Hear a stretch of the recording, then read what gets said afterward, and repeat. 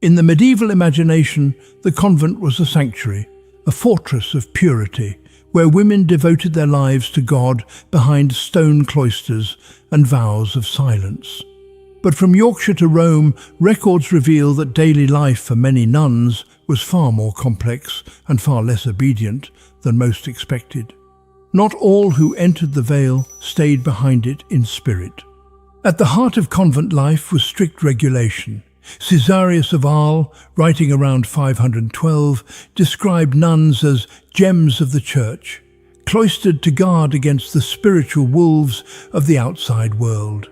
His Regula Virginum laid out their lives in precise detail, rising before dawn for prayer, keeping modest dress, avoiding vanity and chatter.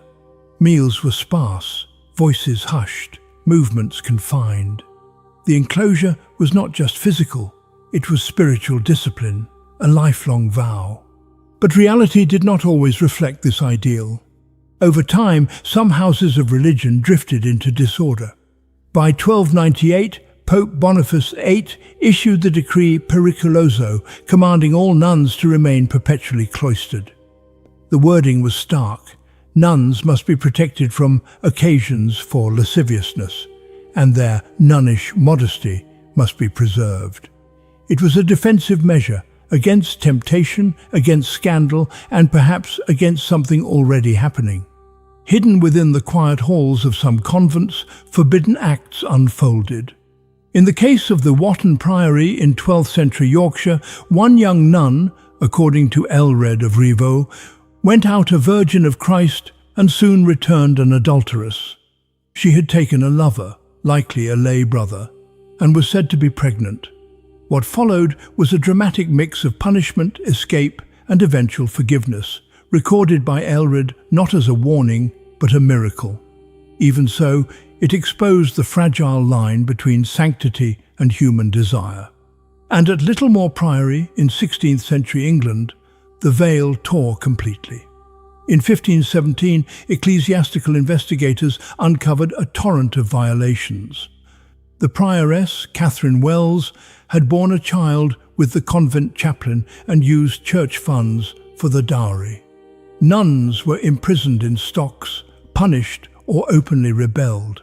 One even burned her way free, and another confessed, "I am ashamed to be here under the evil ruelle of my lady." These were not whispered rumours. They were official records from church visitation transcripts entered into formal comperta. Yet even in disorder, daily rhythms remained. Psalms sung, manuscripts copied, bread baked. Most nuns did not break their vows. But when they did, it was not always with noise. It was often in silence, under cover of darkness, in locked rooms, or letters smuggled through iron grills. Behind the veil, life was never only about virtue. It was about control, of space, of thought, of the female body. And where control is harshest, resistance is never far behind. Convent dungeons, the secret trials behind cloistered walls. A woman vanishes from her convent in the dead of night. No crowd witnesses her departure, no records name her captors, only a single phrase in a legal roll, taken by persons unknown.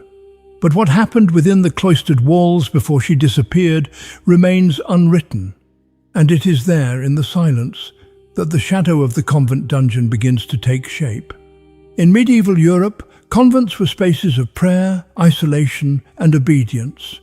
But they could also become spaces of punishment, places where transgression, whether imagined or real, was met not with public trial, but with secret correction.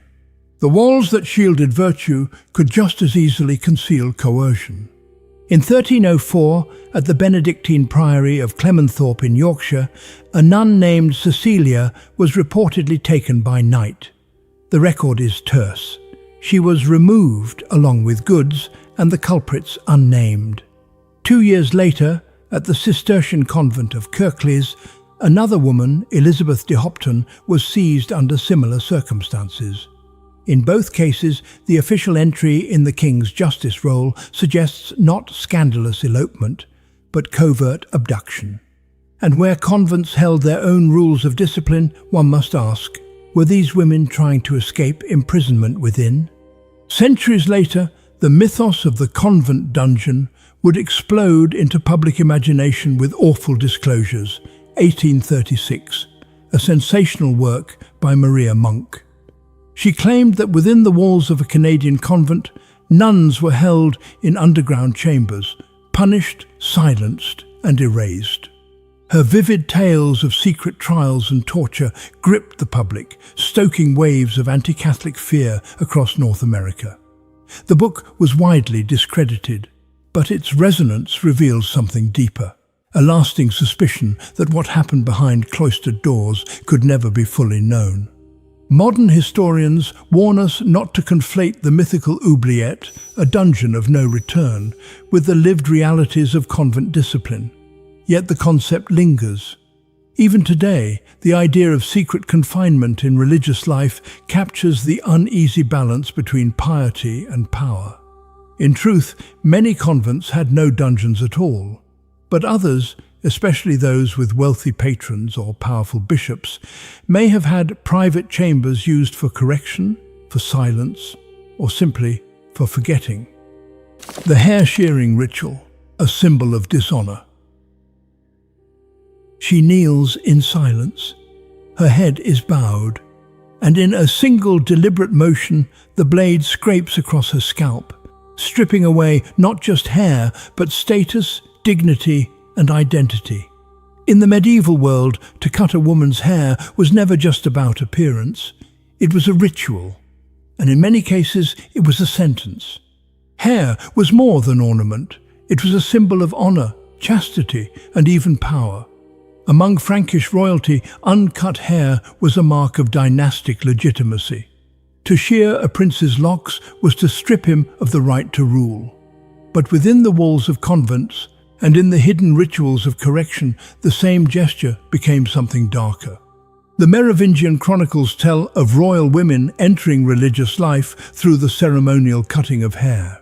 In one such case, a mother, renouncing worldly ambitions for her daughter, seized iron shears and shaped her child's hair into a crown, a gesture of sanctity. This was not shame, but sacred dedication. Yet, in other contexts, the blade told a different story.